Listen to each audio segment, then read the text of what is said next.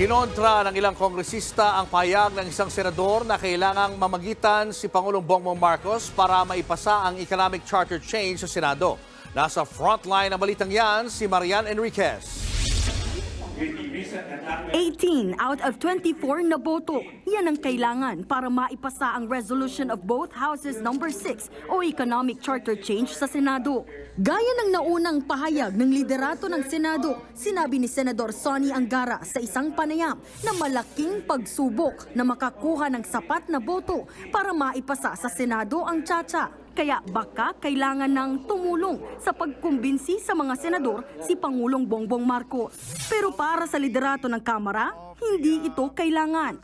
A call to the President and asking him to convince senators further, I think is a little bit asking for a little bit too much of the President. The President has stated his position on economic amendments na kinikailangan na po talaga ng bansa.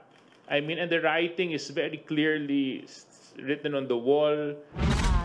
Maging ang House Minority, naniniwalang malinaw na ang signal mula sa Pangulo sa nakaraan niyang speech noong Pebrero. When he spoke before PhilConsa na tuloy po dapat ang Chacha. So I don't see any reason how our colleagues in the Senate would need any more convincing po, no? I think that would be the position of our good Senate Finance Chair Committee, Sonny Angara. But kami naman po dito sa House, clearly, from where we stand, the country needs it. Isinalang na sa second reading ang resolution of both houses number 7 sa plenaryo. Ayon kay House Majority Leader Manix Dalipe, 3 araw ang ilalaan para pagdebatihan ito at saka target na maipasa sa ikalawang pagbasa sa Miyerkules. Magiging mas mabilis rin daw ito kumpara sa mga naging pagdinig ng Committee of the Whole nitong nakaraang 2 linggo. Pagtitiyak naman ng liderato ng Kamara, bibigyan pa rin ng bawat mambabatas ng sapat na panahon sa deliberasyon. Based on our experience, the plenary sponsorship and debate on second reading of resolution of both houses number 7 will be quite a little bit shorter than those compared with the committee of the whole house, wherein the resource persons were given more time.